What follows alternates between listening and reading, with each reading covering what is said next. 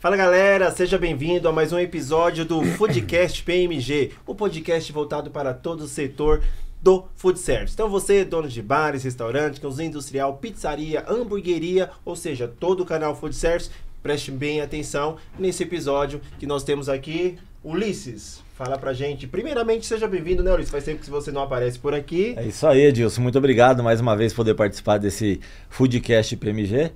E hoje a gente vai bater um papo aqui, um bate-papo gostoso, né? Não só pelos parceiros que estão aqui, mas sobre o produto que é, assim, apreciado no mundo inteiro, né? Acho que o mundo inteiro come queijo, né, Edilson? Você gosta? Ah, eu sou viciado em queijo, né? Eu tenho um sangue nordestino, o pessoal gosta de bastante queijo lá também, tem um pouco de pessoal do interior que também gosta de queijo. Tem um pezinho em Minas. Minas a gente sempre tem uns amigos também mineiro que curte bastante queijo, né?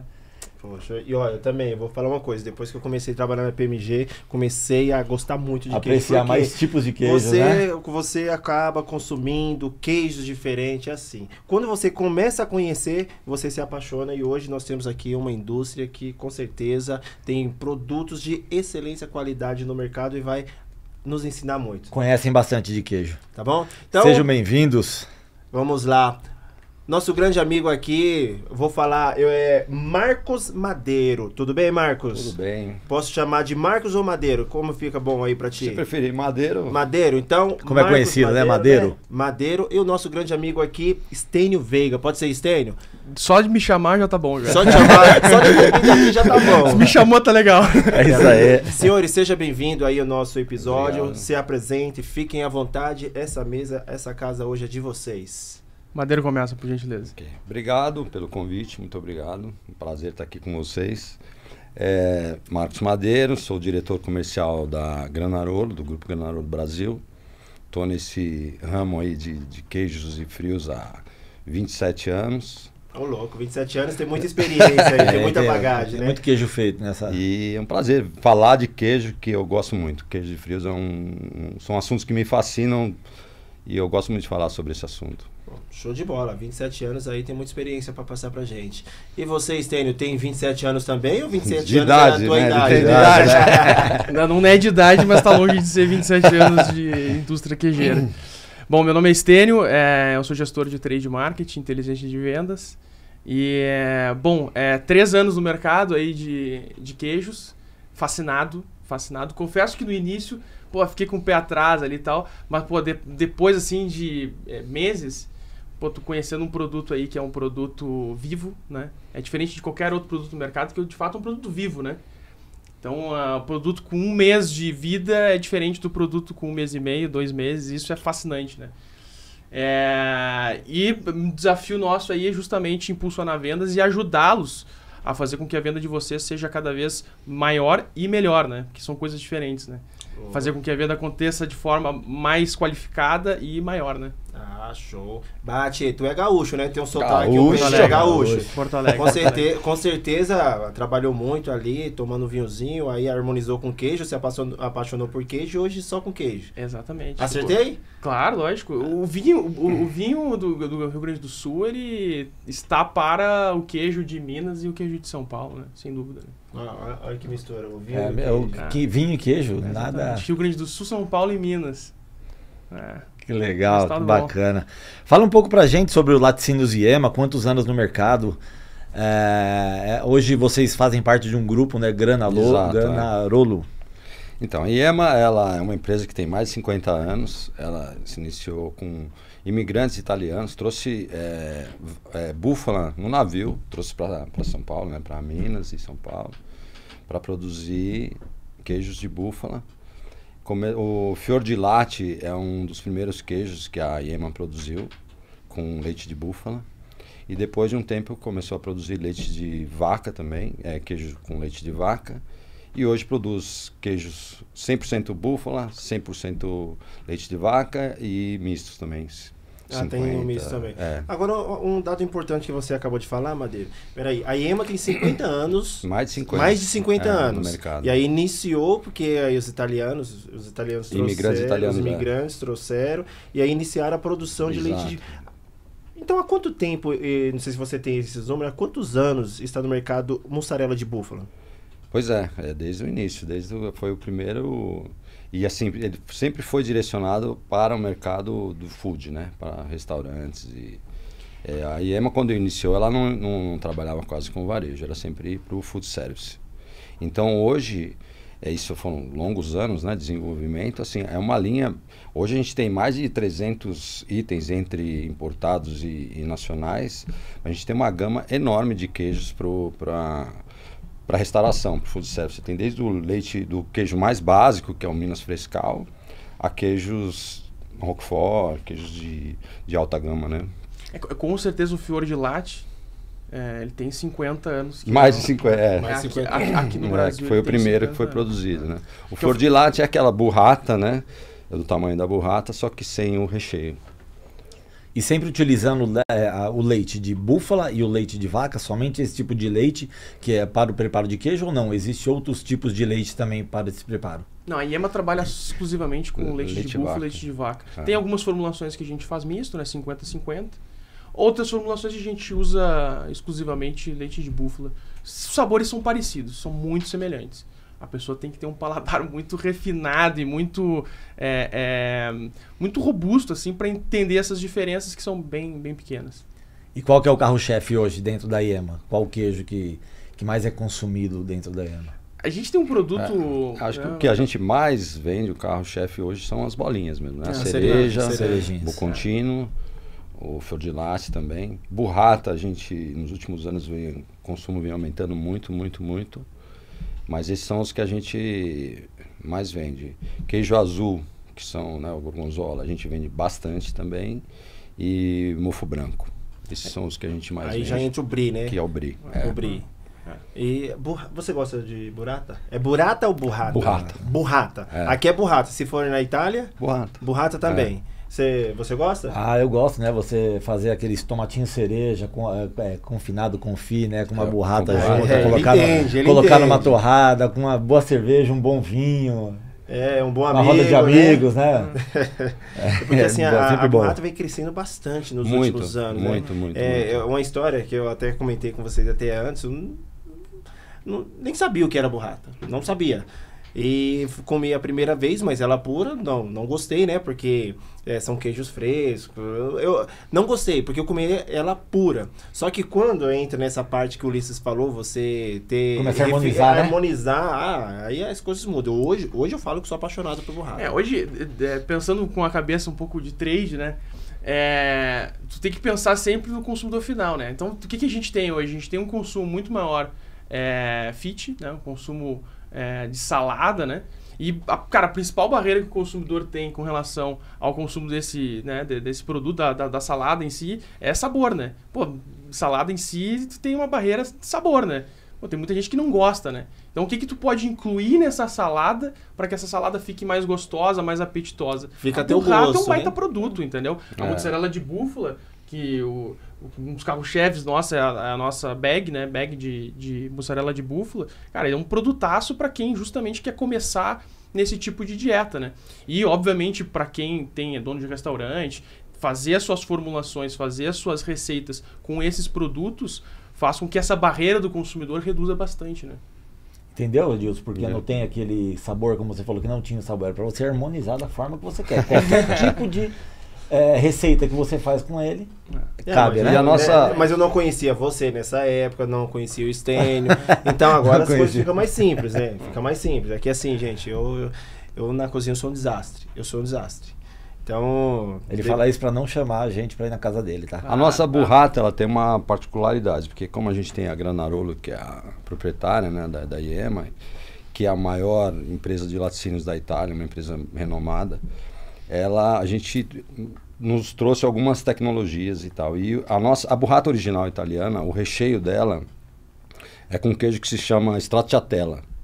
E a nossa burrata, ela é com uma receita original da Itália, com um recheio de stracciatella, que é um queijo cremoso. Então ela tem um sabor bem bem diferente, né? Então, A gente não coloca cream cheese, nem requeijão, nem nada dentro da burrata. Então aquele que não tem o padrão italiano, que é com stracciatella no recheio, tem creme cheese? Requeijão, algum creme, né? Mas não é stracciatella, que a stracciatella é um queijo, não é um creme, não. Ela então o original é burrata com recheio... Com stracciatella. E a gente tem outro tipo, uma burrata que a gente está fazendo agora e que está sendo um sucesso também, que são... A burrata original, ela tem 180 gramas, aquela bolinha, né? Aquela... tem aqui, né, uma burrata aí? Pega aí, deixa eu dar uma... E a gente tem agora a mini burrata, que são 3 burratinhas, cada uma de 60 gramas. Então, às vezes, você chega em casa, quer comer uma burrata, uma salada, uma coisa mais leve. Às vezes uma burrata inteira é muita coisa para você comer de uma vez só. Aqui então tem a gente agora tem gramas, tem 3 burratinhas de 60 gramas. É um produto bem legal. Isso aí é feito à mão, né? Não sei se vocês sabem, a burrata é uma coisa... Mesmo? O queijeiro lá, ele... com a burratinha ele apanha lá bastante, porque você tem que encher uma por uma, enche assim a mão mesmo, né? Na maquininha. Então são 3 burratinhas de 60 gramas, muito legal. Pra pôr numa salada. E o custo, gente, você vê nesses restaurantes um pouco, o pessoal monta os pratos com burrata, faz aquele enfeite, na hora de vender, é um custo. Então, assim, pros restaurantes, isso daqui, pra você aumentar aí a tua margem de lucro, isso aqui exato. Tem pizza, já viram pizza com sim, burrata? Sim, e essa questão de ter a stracciatella, em vez de ser um creme, um cream cheese, porque a stracciatella em cima da pizza, ela vai dar um sabor diferente do que se fosse um cream cheese, né? E ele faz um efeito também, né? Porque a charada do negócio, tanto na entrada ou numa pizza, tem aquela questão instagramável, né? Do garçom vir servir e a pessoa vir com o celular, quando for abrir a burrata, conseguir ver aquela cremosidade, né? Então isso é interessante, porque isso chama atenção, né? E o consumidor paga por isso. Paga por isso hoje. Claro. Aquilo, instagramável. Não, e na verdade assim, né? Quando tu monta, por exemplo, uma entrada com burrata, que aí tu vai botar tomate cereja, enfim, vai fazer a receita que for, isso é totalmente instagramável. De 10 pessoas que foram no restaurante, ou num bar, enfim, 5, 6 vão tirar foto, vão marcar o restaurante. Então isso faz uma diferença e incrementa. Deixa o cardápio mais robusto, né? Sai do simples, né? Sai do simples. E assim, a experiência toda, né? Pra você ver que você vai num restaurante, às vezes é um prato diferente, o prato mesmo, a cerâmica diferente, a mesa também tem uma certa decoração. É todo um conjunto, né? Que te traz uma experiência. Você abrir uma burrata assim e sentir que o creme saindo é uma experiência. Vem um produto que é maravilhoso com a assinatura do prato, né? Que é a assinatura do chefe. Não adianta você preparar um bom drink e tomar num copo americano. Exato, é isso aí. Não vai, Eu concordo muito com vocês. Então isso aqui é assim, os mais, vamos falar inteligente, mas os mais espertos, eles aumenta muito o lucro com esse tipo de produtos. Exato. Não, e é algo assim, é algo totalmente incremental, que 3, 4 anos atrás, e eu até digo até menos até isso, cara, já não existia no mercado. Não existia. Tu não tinha, hoje tu vai em qualquer restaurante, assim, até muitas vezes, até um restaurante sem ser coisa muito rica, assim, muito classe A, qualquer restaurante normal, o cara já tem isso na receita, então já tem no cardápio, e isso é interessante. Gente que está há um tempo no mercado, a gente vê essa evolução. Como o mercado, ele é volátil, né? Ele vai mudando ao longo do tempo de uma forma bastante rápida, né? Com certeza. Né?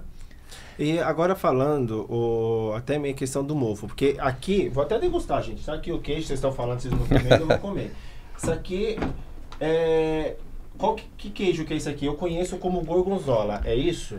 Queijo mofado. Mofado? É uma longa história. Gorgonzola. Assim, eu conheço como gorgonzola, eu sei que vocês têm um outro nome, e aí eu gostaria de saber como é o processo do mofo, todo o processo para chegar até esse nível de qualidade, e a questão de nomenclatura.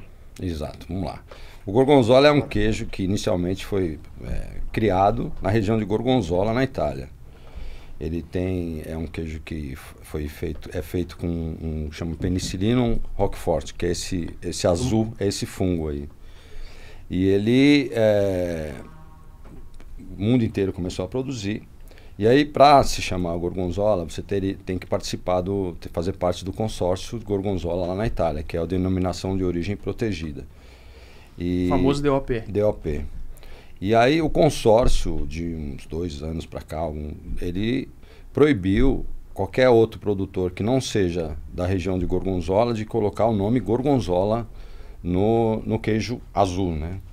Então, eu sempre dou o exemplo do champanhe, que as pessoas estão mais acostumadas. Eu ia falar Champanhe isso. é a Então, cidade, assim, né? o champanhe, ele é produzido, para se chamar champanhe, tem que ser produzido na região de Champanhe.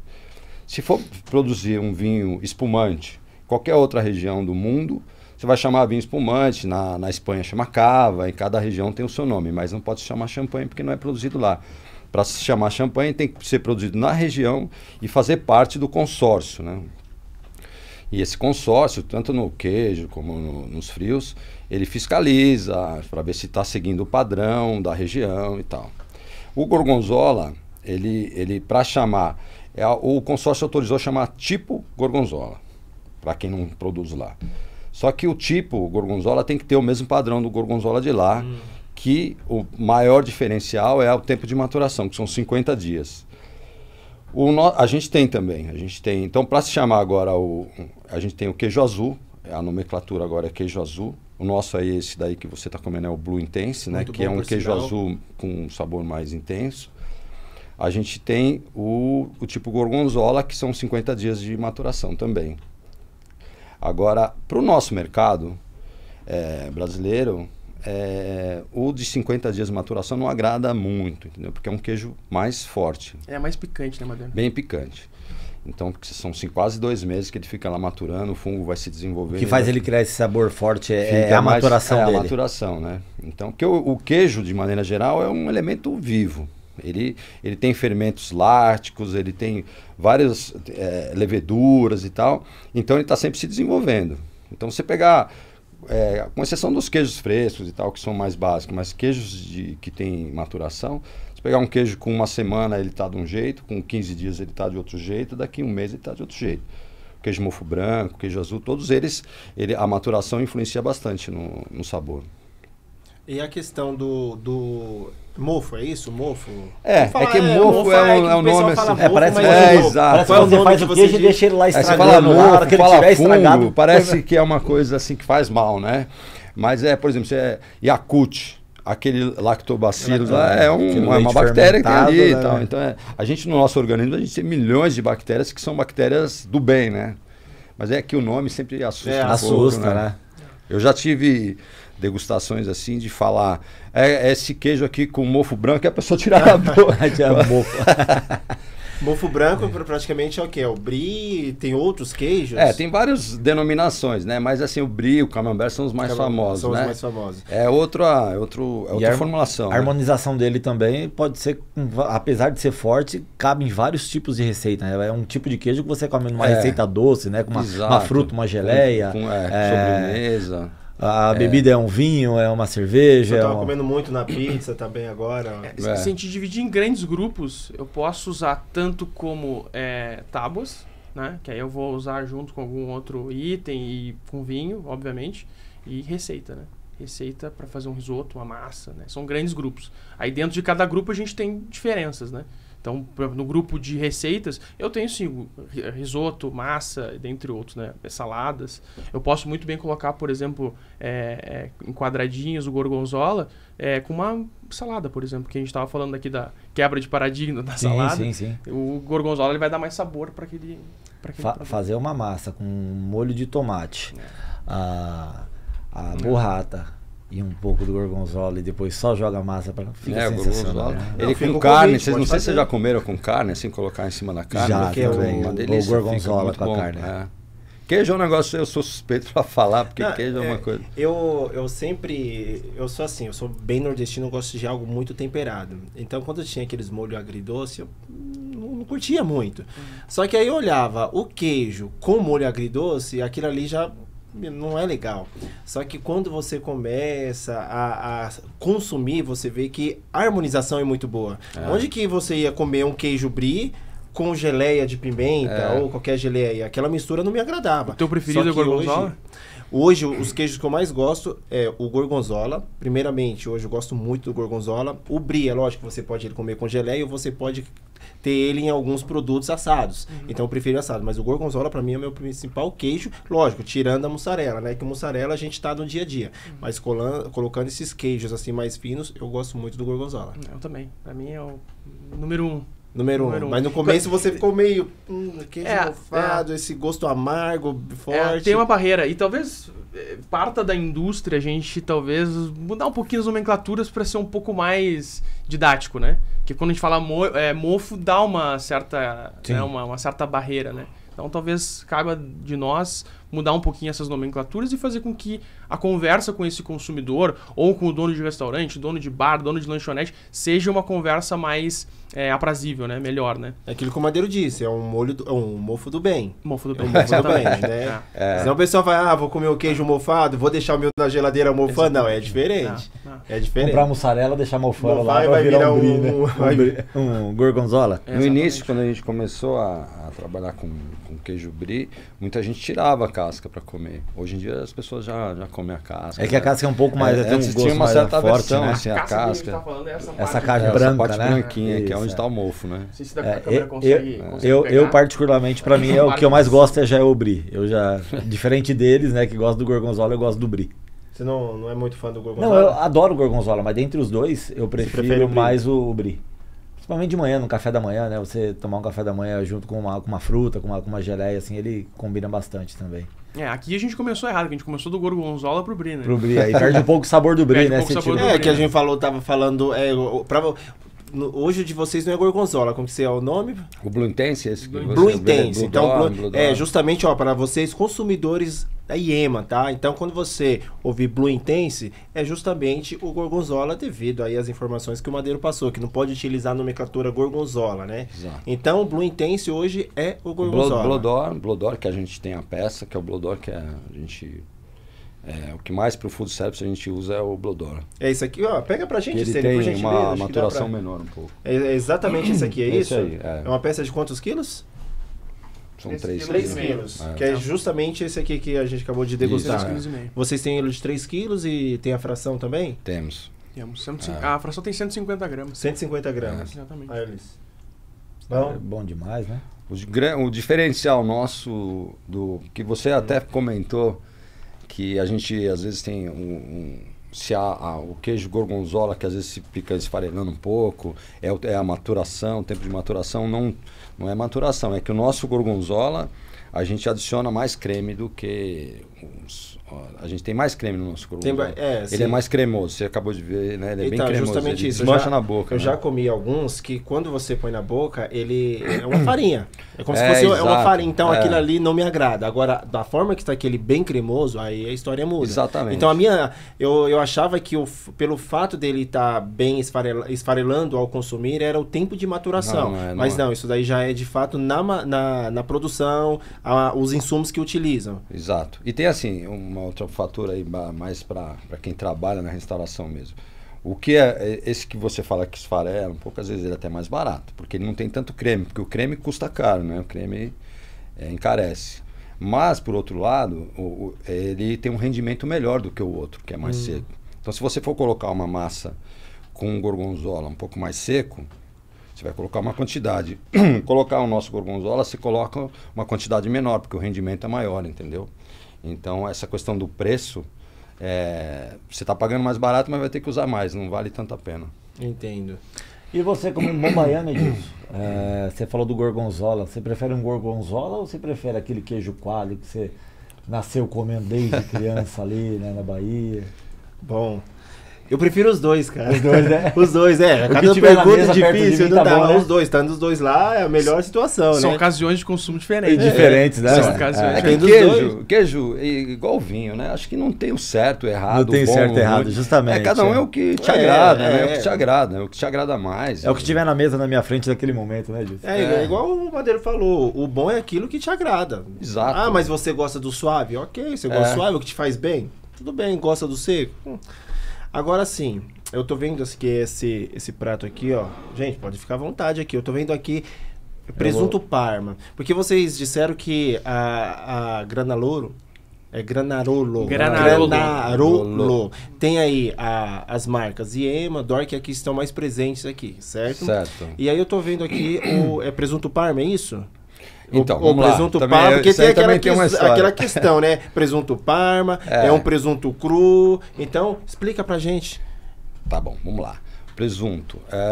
O presunto Parma é um presunto cru. Então, é como se a gente fosse dizer, o queijo, tem o queijo tipo gorgonzola, tem o queijo tipo brie, tem o gorgonzola mais maturado. Então, é presunto cru. Só que para se chamar Parma, ele tem que ser produzido na região de Parma e o produtor tem que participar do consórcio de Parma para poder colocar o selo. Se você pegar aquela peça inteira, tem um selo do consórcio de Parma. Esse é o Parma. Agora, o presunto cru é um presunto que é feito da mesma forma que o presunto Parma, que a gente chama MEC, que é do mercado comum europeu. Então, mas o produtor não faz parte do consórcio. Então, ele pode produzir ele está produzindo ali um presunto cru igual, às vezes pode ser até melhor. Até melhor, mas não pode utilizar. Parma, só que ele não participa do consórcio, então ele não se chama Parma. É a mesma não pode questão chamar que Parma. entra no gorgonzola. Gorgonzola, no vinho, por exemplo, tem os vinhos lá na Toscana, lá, o Chianti tem que ser com Sangiovese e tal. Então, aí começaram alguns produtores lá, começaram a colocar outras uvas no Chianti, aí não podem mais chamar Chianti, tem que chamar, aí eles chamam super toscanos, que alguns são melhores do que os Chiantis, né? Mas não pode chamar Chianti. O Parma é isso, então depende muito do produtor, cada um vai, né, tem um produto bom, vai fazer um bom presunto cru, um médio. Mas como a gente começou aqui a importar o Parma, então Parma aqui no Brasil fixou muito, né? Então as pessoas chamam um presunto cru de Parma, mas na verdade Parma é um dos tipos. Tem o San Daniele, que é produzido em outra região, que é no norte, que é presunto San Daniele. Tem os presuntos espanhóis, né? Que é o presunto serrano, tem o presunto pata negra, que em espanhol, presunto espanhol é Ramon, né? Então, Ramon serrano, Ramon pata negra. Então, mas são produtos, o presunto cru e o presunto Parma são primos, né? Só não pode ter o mesmo nome. É o mesmo produto, só é uma denominação que é. E como que é o processo de produção? É o tempo de maturação? Vai algum outro insumo para poder chegar até essa qualidade? Porque assim, é um produto que ele não é tão barato no mercado. Não. E com certeza o tempo de preparo dele é bem extenso para chegar a um custo tão alto. Então, a diferença, assim, por exemplo, vamos falar do Parma, né? Porque são vários tipos, né? O mais famoso é o Parma. Tem um controle de alimentação do porco, que influencia bastante no sabor da carne. Então, na região de Parma, por exemplo, eles utilizam o soro do parmegiano, né, que é o queijo parmegiano, para alimentar o porco.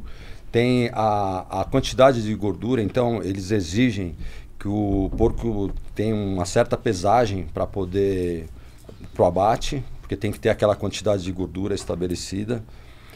Por exemplo, se o presunto ele tem uma maturação, ele fica um período na salga, no sal mesmo. Antes de ficar na maturação, ele fica no sal. Se ele não tiver a quantidade de gordura suficiente, vai entrar muito sal na carne e a carne vai ficar salgada. Às vezes tem uns que de fato é bem puxado no sal, é justamente essa questão. Então, por isso que tem a exigência da quantidade do peso do animal antes do abate, porque tem que ter uma quantidade de gordura, porque senão não vai ficar balanceado, isso vai ficar mais salgado e tal. Tem o tempo que tem que ficar conforme o peso da peça, eles colocam, um tempo que fica no sal, entendeu? Se a peça tiver 4 quilos, ela fica menos tempo, se ela tiver 5 quilos, ela fica mais tempo. Então isso eles têm que fazer um controle na hora da salga. E aí depois a maturação. O interessante, assim, só acrescentando, é que esses produtos que a gente considera gourmets, né? Presunto cru, são produtos que eles foram criados por uma necessidade, né? Não é uma coisa que foi criada para ser gourmet, é uma coisa... O presunto cru, não existia geladeira antigamente, né? Então, a pessoa lá, o produtor tinha lá o porco, não tinha como conservar aquela carne ali, então ele colocava no sal e foi ficando e virou um produto hoje que é um produto, né, requintado, um produto gourmet e tal, mas por uma necessidade foi criado, né? Não foi inventado, eu achei bom, achei legal. Vou inventar não, é isso. O queijo grana padano, por exemplo, foram na época dos monges, né? Os monges eram grandes culinários, né? E aí tinha um excedente de leite. O que vai fazer com esse excedente? Não tem geladeira para conservar o leite. Então eles vão fazer queijo. Então ele não vai fazer um queijinho desse tamanho com um monte, vários litros de leite lá sobrando. Então vamos fazer um queijo grande. Como é que vai fazer um queijo grande? Que aí colocaram sal, porque o conservante que existia antigamente era o sal, né? O sal. Então eles fizeram um queijo grandão, vai passando sal, vai entrando sal, vai saindo água e virou o grana padano, parmegiano. Sabia disso, Luiz? Não sabia. Tô falando. E é engraçado como isso vem pro Brasil de uma forma gourmet, né? Vem assim, com uma coisa super, sabe, mas na real, cara, é necessidade, né? A necessidade. Na época não tinha tanto valor, né? Era uma fabricação simples, né? Só que chega com um aspecto de linha de fabricação top das tops. Exatamente. Né? Simples, eu vou pegar um porco, lógico que não vou ter essa... lógico que não é assim simples como a gente fala, lógico, né? Não é simples, mas da forma que a gente imagina, né? Entrando um pouco nessa parte de linha de fabricação, dentre uma linha imensa de produto que vocês têm, hoje vocês têm uma planta para cada tipo de queijo. Como que é feita a fabricação? Qual que é a capacidade de fabricação de vocês diária? Hoje a gente produz 15 toneladas dia de queijos. A gente tem uma planta em São Paulo, em Guareí, que ela produz os cremosos, né? Os e requeijões, né? Queijos frescos e os cremosos. E em Andrelândia, que é Minas, a gente produz os queijos maturados e o mofo branco e mofo azul. E vocês têm importação? Então, porque a Granarolo é um grupo enorme na Itália, a maior empresa de laticínios da Itália. Ela está presente em 76 países, tem 14 plantas na Itália. Então, a região, que é a região de Parma, ela tem lá para produzir queijos daquela região no sul, 14 plantas na Itália, né? E fora da Itália tem 9. Aqui a gente tem 3 no Brasil. E aí a Granarolo adquiriu a Iema, que é um laticínio Iema, e adquiriu a Allfood, que é uma importadora. Então hoje a gente tem produtos nacionais e produtos importados. E aí nesse período, foi em 2019 a aquisição da Granarolo. Eles vêm desde lá, injetando tecnologia, processo, várias coisas que a Granarolo tem lá na Itália, a gente está trazendo para a Iema. Esse é o diferencial que a gente tem hoje. A gente tem um produto de qualidade internacional, um produto do maior produtor de queijos da Itália.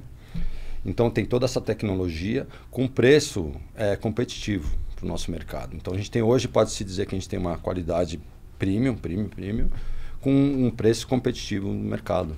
Então hoje vocês têm produção aqui no Brasil e tem importação de alguns produtos que vêm da Itália. Exato. Da Itália praticamente o que vem é o que? É o DOR? Na Itália a gente tem os frios, né, que são os presuntos que a gente acabou de falar, né, o presunto cru, presunto parma, presunto San Daniele. A gente tem queijo grana padano, queijo parmegiano. Tem queijos, tem o Quattrocento, que é um queijo bastante interessante nosso, que é um queijo como produzido na região do grana padano, com leite da região, com todas as características do grana padano, só que não participa do consórcio, não faz parte do consórcio, né? A gente chama Quattrocento, que são 400 litros de leite para fazer uma peça. E então é um queijo que a gente tem... 400 litros de leite para fabricar uma peça de quantos quilos, rapaz? 30 e poucos, 40, 38. Leite, né?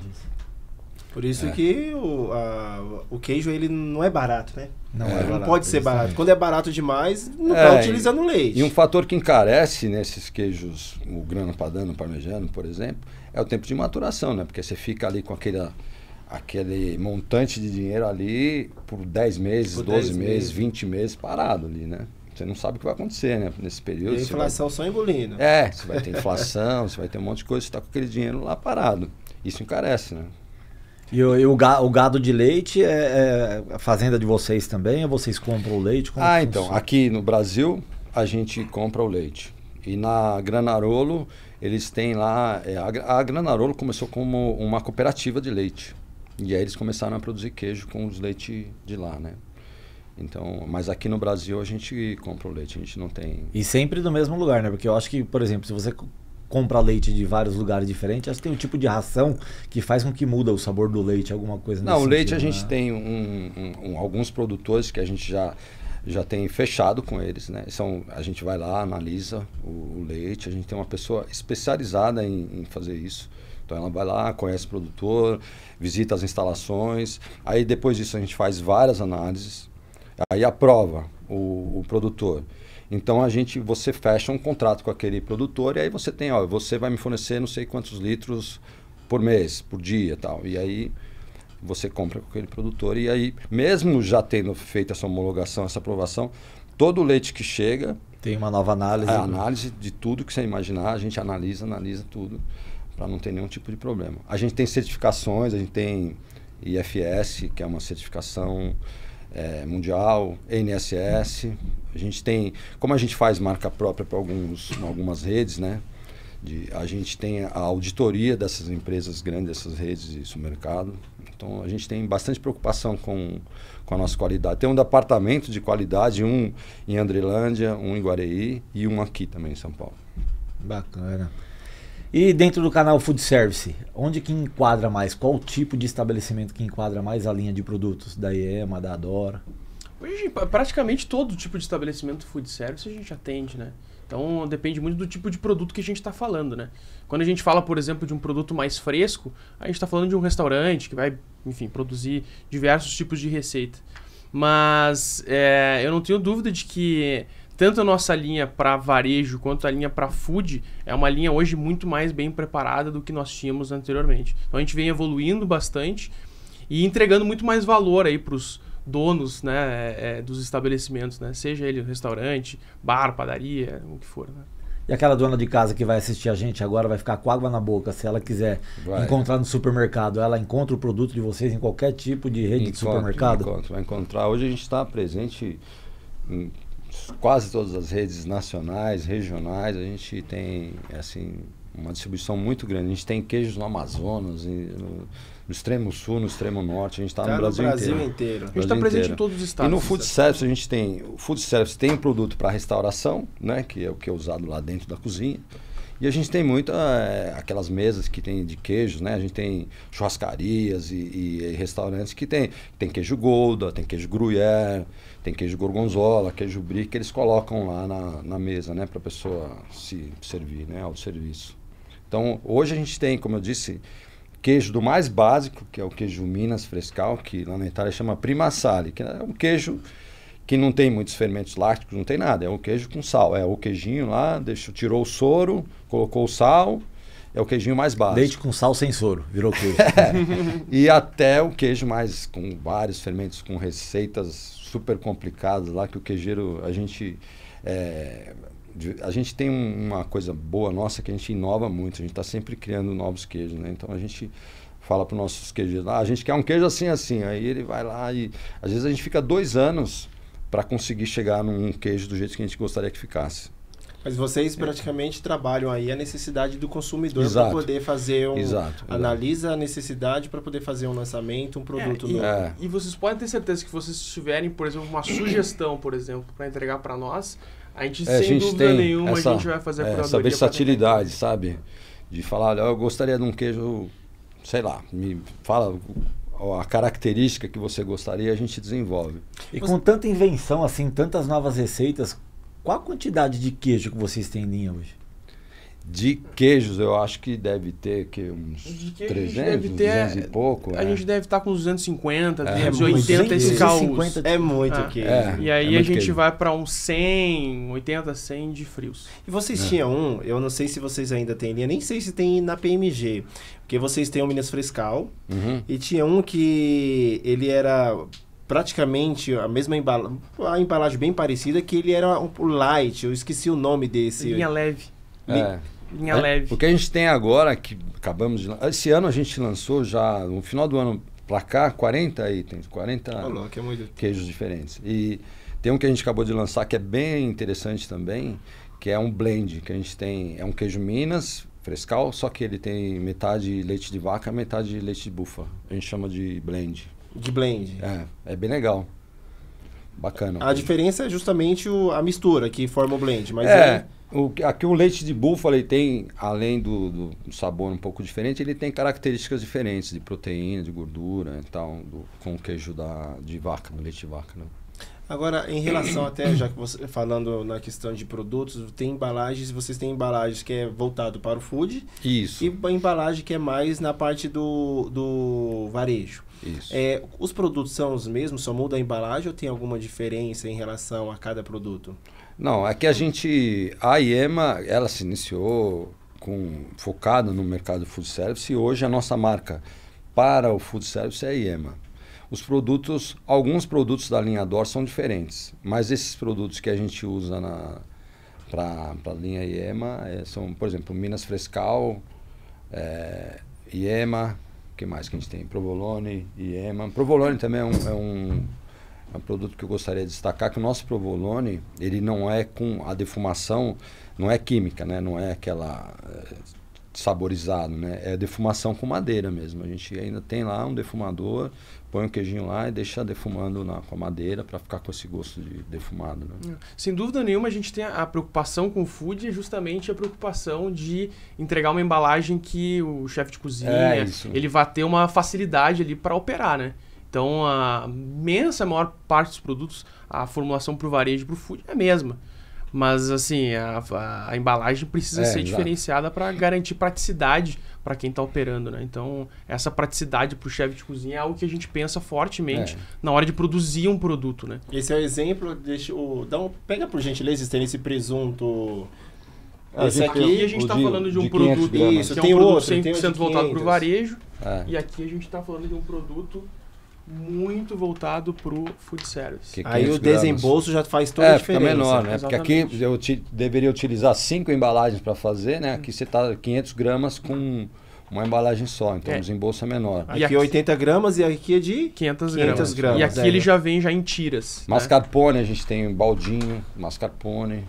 A gente tem burrata, que a gente tem também com... que vocês têm a burrata. Um baldinho. A gente está com uma linha... A IEMA é uma linha para restauração, para o food service. Então, a gente desenvolve...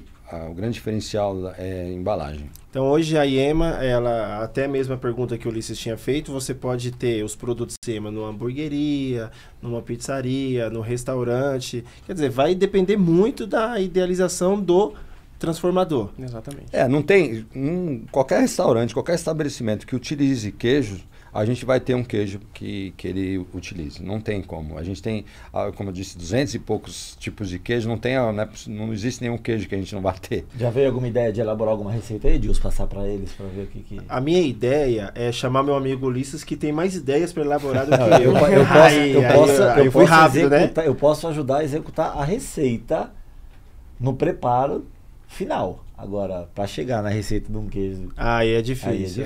Difícil. Ó, quem tá assistindo, pode nos comentários escrever justamente isso. Pô, tem uma ideia XYZ. Manda, a gente vai assistir, a gente vai olhar. E a gente vai fazer a curadoria. Sem dúvida. Bacana. E se for um queijo de sucesso, essa pessoa vai ser premiada, vai ser... Sem dúvida nenhuma. De repente a gente dá até o nome da pessoa. Dá até o nome da pessoa. Fechado. Então, que legal. Tá lançado. Pronto, você que está nos acompanhando, coloca aí a tua dica. Olha, coloca a tua receita, coloca aí quais são as tuas ideias, que nós vamos junto aí com a IEMA, né? Quem sabe a gente consegue... A gente tem nas nossas redes sociais, a gente tem um canal de receitas. Se a gente colocar essa receita no nosso canal, a gente vai premiar essa pessoa. Olha, vamos pensar nisso, hein, Edilson? Então, tá valendo. Então, se a receita for bem aceita, vai premiar esse... Então, manda a tua receita, manda a tua receita nos comentários, nós vamos analisar junto a IEMA, e se a tua receita ela for premiada, pode ser premiado. Não vamos falar o prêmio ainda, porque a gente ainda não definiu nada, mas poderá ser premiado. Você sabe que nessa questão da receita, a gente tem a stracciatella, que é um queijo que a gente começou a produzir para fazer a burrata, né? E a gente, um chefe, um cliente nosso, ele falou, pô, isso aqui deve ficar muito bacana para fazer recheio de sanduíche. E ele está comprando para fazer recheio de sanduíche. Fica bom o sanduíche, fica maravilhoso o sanduíche. Bem legal. Falando um pouco do queijo Gouda. Antigamente esse queijo ele tinha uma capa vermelha. Hoje, acho que é legislação, é alguma coisa que foi determinado que não pode ter mais essa capa vermelha. E eu acho que depois disso a gente até... o que chamava atenção era aquela cor, né? A gente em algum lugar via aquela capa vermelha. Hoje não tem mais. O que aconteceu? O queijo Gouda é um queijo que veio esse Gouda nosso vermelho, veio do queijo Edam, que é um queijo, né, europeu, que tinha essa capa vermelha. E criou-se essa tradição da capa vermelha. Só que, de uns tempos para cá, a Anvisa disse que aquela tinta, né, que é uma tinta que é utilizada no queijo, era não muito saudável, que poderia causar câncer e tal. Então, foi proibida essa tinta. E aí, hoje a gente já conseguiu encontrar uma tinta comestível, que é utilizada para fazer queijo mesmo. Então, hoje a gente já voltou a produzir o Gouda com esse vermelho por fora. Então hoje a gente acha novamente no mercado aí, né? É engraçado isso, porque a gente produziu Gouda, vendia uma quantidade, quando tirou a tinta, caiu assim a venda absurdamente. Olha só. Que é o mesmo Muitos queijo, clientes perguntavam só por causa da cor. Só por causa da cor, né? Que E sabia agora... que é aquele produto. Até você falar, produto. Esse aqui é o mesmo produto, só mas não tem a quero. tinta. Exato. E agora a gente voltou com ele. Lançamos essa semana aqui, com uma tinta que não tem nenhum problema. Como se fosse a tinta que desse o sabor no queijo. Pois é, engraçado, né? Esse que o visual chama muito, O visual né? chama atenção, com certeza. E queijo é uma infinidade de queijo, né? Muito queijo, muito queijo. E até falando, Madeiro, tem o grana padano também, não é um queijo muito barato aí na praça. E eu particularmente, tá? Isso aí é um gosto meu, eu acho ele bem próximo ao parmesão. Ao parmesão, 12 meses. Quais são as diferenças entre esses queijos que tem? Pra mim, pro meu paladar, tem uma proximidade. Porque assim, esse queijo que a gente chama de parmesão aqui, é um queijo mais ou menos como a história do queijo de búfala da Iema, que veio imigrante. Os imigrantes italianos que vieram para o Brasil, para a Argentina, para o Uruguai, eles queriam produzir um queijo com a característica do parmegiano, que é o queijo deles lá, né? Que é o grana padano e o parmegiano são os queijos deles lá, desses queijos grandões e tal. Só que aí eles começaram a produzir, como não tinha maquinário, não tinha toda a estrutura que tem lá para se produzir um queijo de 40 quilos, né? Então eles começaram, essa colônia italiana começou a produzir um queijo aqui no Brasil, menor, com a mesma receita, com um queijo maturado, só que em formas menores. E aí abrasileiraram o nome, parmegiano para parmesão, no espanhol parmesano. Então esse é o queijo, é como se fosse o parmegiano, é o pai do parmesão. Também tem consórcio, né, Madeiro? Exato. Aí, para se chamar parmegiano e grana padano, tem que fazer parte do consórcio e tudo mais. Tem essas... E também, além disso, o tempo de maturação, como ele é menor, né? O tempo de maturação é menor do que um queijo parmegiano, um grana padano. Esses queijos grana padano e parmegiano tem 12 meses para cima, né?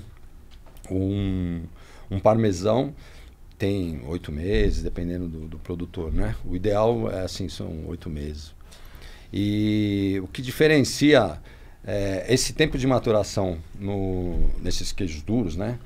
É que a formação daquela areiazinha, né? Daqueles cristais, né? Que no grana padano se chama grana padano porque é o do grão, né? Aqueles cristais é a proteína que se cristaliza. E no processo de maturação, aquela proteína ela se cristaliza, então forma esse cristalzinho. Se o queijo tem pouca maturação, não dá tempo de formar o cristal. Entendeu? Então, assim, falando no parmesão, eu vou até falar o tempo, e aí, se vocês puderem falando as características que o consumidor vai percebendo, né, ao consumir. Então, quando você tem um parmesão aí 6 meses, ele não é tão rígido, e também não tem os cristais, correto? Isso. Com certeza. Então, 6 meses ele ainda é um queijo com, não sei se é pouca maturação, ele ainda é um queijo que ele vamos dizer que ele é... Mais leve? Leve. Ele continua sendo intenso, porque é característica do produto. No entanto, ele não vai ter aquela rigidez que a gente vê no parmesão ou no grana padano, e aí ele ainda não vai ter os cristais. Então os cristais começam a partir de quantos meses, mais ou menos? Acho que 12 meses. A partir de 12 meses já começam os cristais. É que eu falei, o queijo é um elemento vivo, né? Por isso que eu acho muito legal esse mundo do queijo. É um elemento vivo. Então, você vai fazer um parmesão Ele com 6 meses ele vai ter uma característica, com 8 meses ele vai ter outra característica, com 12 outra e com 24 outra, entendeu? Não significa que esse é melhor. Qual a característica que você gosta, por exemplo, num queijo maturado? Eu gosto do queijo com sabor mais pungente, gosto do cristal, então você vai ter que ter um pouquinho mais de maturação. É como gorgonzola, eu gosto do queijo mais picante ou menos picante, então a maturação é o que influencia no sabor, né? É como a gente falou agora há pouco, não existe bom e ruim, né? A gente tem o Quattrocento, é um queijo que é um Grana Padano, igualzinho Grana Padano, tem os cristais e tudo mais, só a única diferença dele é que ele não participa do consórcio, então ele tem um preço mais acessível do que um Grana Padano e um Parmegiano. Agora essa dúvida. Neste exato momento eu tenho um parmesão 6 meses. Uhum. Se eu deixar ele mais 6 meses, eu tenho um parmesão, geralmente aqui a peça de... Esses 6 meses ele vai chamar montanhês, tá? Montanhês. Isso, acima de 6 meses. É isso que eu tinha até essa dúvida. Então, para ser parmesão tem que ser acima de 6 meses. Acima de 8 meses. Acima de 8 meses. 8 então vamos lá. Eu tenho um parmesão de 8 meses, certo? Ele tá embalado, tá intacto. E eu deixo ele sem... Não vou abrir, tá lá na minha despensa. Eu deixo ele por mais 6 meses. Então... Ele vai mudar. Ele vai mudar. Mas aí, ele vence ou ele vira um parmesão aí de 12 meses com uma característica depende mais... onde ele é Essa alocado. questão é assim, que a Anvisa e os fiscais não me ouçam, mas assim, aqui no Brasil é complicado essa questão de vencimento, né? Porque aqui, por exemplo, você tem lá sal do Himalaia, que está não sei quantos milhões de anos lá na pedra, e você chega aqui, só que ele vai vencer o mês que vem. Então, assim, é umas coisas que é difícil a gente trabalhar. O queijo, lógico que tem alguns queijos que são mais perecíveis, né? Mas um queijo desse, um parmesão, ele vai mudando a característica dele, não vai estragar. Não vai estragar. É muito visual. E assim, ó, eu já fiz um negócio, que eu fiz um teste já, em casa. Que eu peguei um brie e deixei um brie na minha geladeira durante um certo tempo. E, cara, é impressionante como ele muda. Eu tenho até foto disso aí. Eu tenho um registro de fotos a cada dia, né? E ele muda completamente. E eu deixei ele o máximo que eu poderia deixar. Tá? Cara, foi mais 50... Além do dia que eu comprei, foi isso mais 50 dias. Isso em refrigeração ou fora de refrigeração? Com refrigeração. O brie tem que ter refrigeração. O brie tem que ter refrigeração. Tem que ter muito cuidado, inclusive, né? Porque é uma operação que, se não tiver refrigeração, ele vai mudar completamente e vai ficar um produto fora de uso, né? Mas, cara, quando ele chegou lá no 50º dia lá e tal, eu tava olhando pra ele tava tipo um queijo francês, assim, que se consome na França. Na França não tem aquela questão, assim, de ver o produto super branco, assim, né? sabe? Ele tava bem um pouco mais escuro, uma cor mais de terra, né? E aí depois eu consumi ele e eu deixei tempo demais. Ele ficou com um sabor muito forte. Amoniacal, assim, né? Amoniacal, um odor bem forte. E aquela questão assim, o odor assim, né?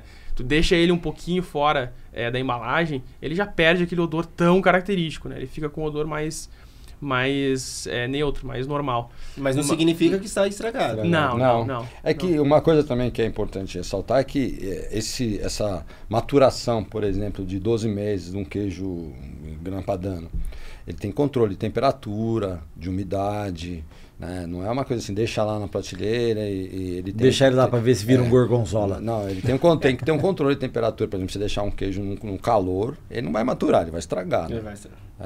A gente tem visto muitos no mercado, alguns parmesões fora da geladeira, tá? E aí ele fica lá 15 dias, 20 dias e já começa a soltar um líquido, né? O óleo, né? Vai soltando o óleo da gordura. Então o negócio é saber como armazenar também, tem né? que armazenar bem. Ao invés de você comprar um 8 para virar 12 e falar, olha, agora eu tô com 12, 18, 24 não é bem assim também. Você perdeu o teu queijo. Que bacana. O queijo tipo reino? É um queijo também que é originário de, acho que se não me engano... Portugal, né? Que era dado de presente, né? Pra realeza. Pra realeza, né? E aí... Principalmente no Nordeste, ele ficou muito... Faz parte na mesa de Natal no Nordeste, tem que ter um queijo reino, né? Faz parte, né? Ficou muito tradicional. E a gente vai lançar esse queijo, em breve a gente vai ter um queijo reino também. No Nordeste, vai mandar pra realeza? Pra uma realeza brasileira. No Nordeste é legal porque tu entra aí no caso de varejo, né? Tu entra na gôndola assim, de queijo, cara, o que tem de reino é impressionante, né? Coisa que aqui, muda a característica da categoria, né? Porque a categoria fica no ponto de venda de uma forma diferente, né? Então tu chega lá, é completamente diferente aqui de São Paulo por conta justamente do queijo reino que tá na parte de cima. Ele não precisa ficar na geladeira, né, Madeira? Então ele fica na parte de cima da gôndola, fica um monte de queijo do reino de várias marcas. E é legal. Aqui em São Paulo a gente não tem isso, tem mais no Natal, né? Quando chega Natal aí aparece queijo e tudo. Gente, é bacana. É o mundo dos queijos aqui, se a gente parar pra... Fica até amanhã. Fica até amanhã, até amanhã. E é interessante isso, porque a gente não tocou no vinho, nas harmonizações, vinho, a cerveja gourmet, mas a gente tem assunto aqui pra falar aqui o dia inteiro. Mas, infelizmente, né, Ulisses, vou levar essa lição para casa em relação à harmonização, como utilizar, saber que o meu parmesão de 8 meses, se eu armazenar de forma errada, eu não vou virar um parmesão 18, muito pelo contrário, vou perder dinheiro. A gente sai daqui com uma lição, né? Sai com uma lição. Senhores, diz pra gente aí as redes sociais aí, não sei se vai ser da IEMA, da DOR, para que os nossos consumidores de conteúdo procurem vocês, até mesmo para entender a linha de produto de vocês, receitas, onde nós conseguimos encontrar aí a IEMA, os produtos IEMA? Bom, no Instagram a gente vai estar com 3 marcas, 3 arrobas principais, né, que é DOR Seleção, Queijos IEMA e Granola Brasil. Então com essas três arrobas a gente consegue o consumidor consegue encontrar a gente. Certo, então DOR Seleção. DOR Seleção, Queijos IEMA e Granola Brasil. Deixar tudo aqui anotado para que vocês possam seguir e também fazer parte aí das novas receitas. E não esqueçam, tá? Não esqueçam que nós estamos aguardando o teu comentário. Quais são as tuas ideias que tá aí, para preparar produtos com insumos aí, produtos IEMA e DOR. E aí, dependendo daquele que for selecionado, em breve a gente faz um contato aí justamente para ter uma premiação ou ter aí até mesmo vamos reconhecer, né, esses clientes que estão parceiros, né? Vamos divulgar, vamos reconhecer. Senhores, Marcos Madeiro, Stênio, agradecemos aqui essa participação de vocês, Aqui só como uma lembrança, vamos deixar aqui alguns produtos personalizados aqui do nosso podcast. Muito obrigado. Temos aí uma caneca, temos aí algumas coisas aí personalizadas, como gratidão, participação, essa parceria junto à PMG. E com certeza nós vamos levar aí para os nossos consumidores aqui muitas informações riquíssimas, tá? E agradecemos aí essa parceria pela oportunidade de vocês estarem aqui conosco com produtos excepcionais. Eu sou consumidor aí dos produtos de vocês e com certeza aí boa parte dos nossos consumidores de conteúdo vão ter a experiência de consumir o produto também de vocês.